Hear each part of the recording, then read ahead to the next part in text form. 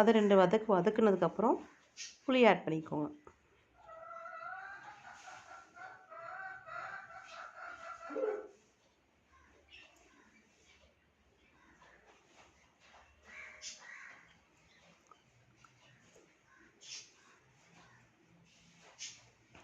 புளி கொஞ்சம் கூட ஊற்றுங்க, அப்போ தான் அந்த கசப்பு இருக்காது, நல்லா ஒரு குழம்புல டேஸ்ட்டாக இருக்கும்.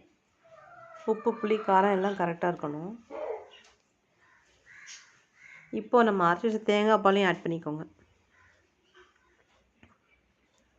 இதை இவ்வளோ கொஞ்சம் தான் போட்டிருக்கேன், கொஞ்சம் போட்டால் போதும், நீங்கள் அப்படியே எடுத்து ஊற்றலாம் ஊற்றிக்கோங்க. சக்கை தேவையில்லை, நம்ம டேஸ்ட்டு குழம்பு டேஸ்ட்டு குறைஞ்சிரும் சக்கை அந்த குழம்பு அந்த ரொம்ப தேங்காய் அரைச்சி நம்ம ஊற்றினோன்னா.